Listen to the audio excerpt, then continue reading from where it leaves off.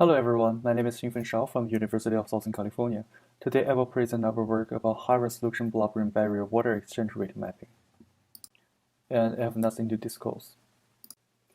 So the technique we use is based on arterial spin labeling, which is a non-invasive technique to measure cerebral blood flow, and it can be used to monitor the exchange of labeled blood across the blood-brain barrier. So looking at one voxel of the perfusion map here, at the time the label signal arrives, majority of the ASL signal remains in the capillary space and start exchanging into tissue space across the blood-brain barrier and the exchange rate Kw here. So after a certain post-labeling delay, majority of the perfusion signal enters into tissue space. So we can apply a small diffusion gradient to separate the two compartments due to the large difference in apparent diffusion coefficients of the two compartments. Then we can obtain the perfusion map with only a signal in tissue space. Then Kw can be obtained based on these two maps. However, this technique has to utilize a single-shot acquisition, as I will explain later. So as a result, a major limitation is the relative low spatial resolution in the Kw map. So the goal of this study is to achieve higher spatial resolution Kw map and propose a new acquisition protocol and a robust regression approach for Kw quantification. So in this study, we first propose to improve the spatial resolution of pCASL by acquiring the K-space in 4 segments.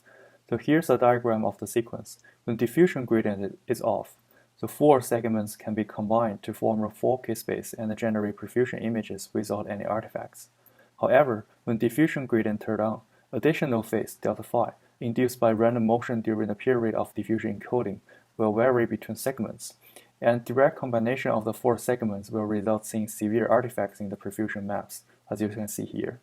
So we propose to reconstruct the partially acquired K-space of each segment using a total generalized variation regularized reconstruction.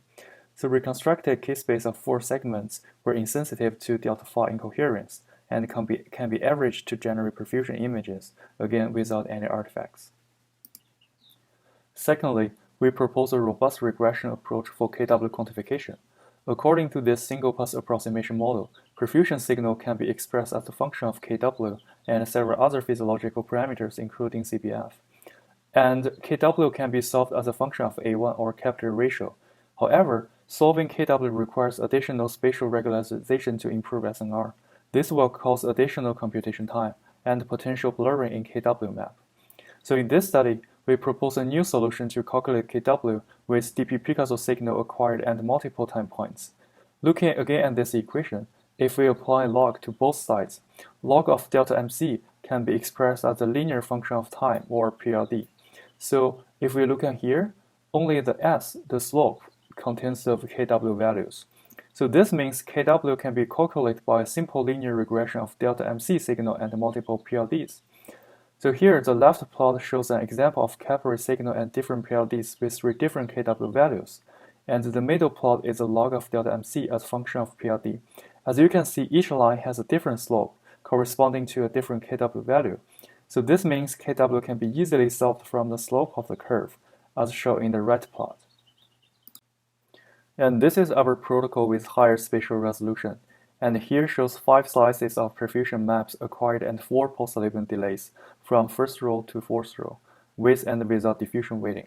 On the left side, without diffusion preparation, perfusion signal decrease and longer post-labeling delays due to longitudinal relaxation.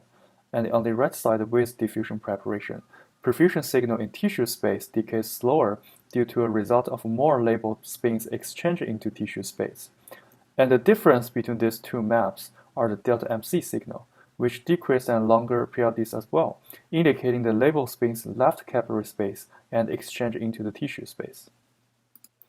So here shows 30 axial slices of control and Kw images using the proposed method, and here shows 10 axial slices of the control and Kw image obtained from our previously developed single-shot sequence. So the proposed method generates Kw map with higher spatial resolution and more slices with a slight increase in scan time. Other advantages of the proposed method include no need for additional physiological parameters such as arterial transit time or relaxation time of tissue.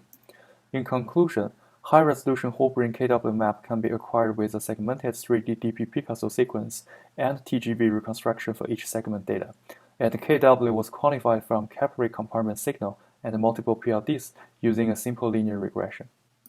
Thank you for your attention.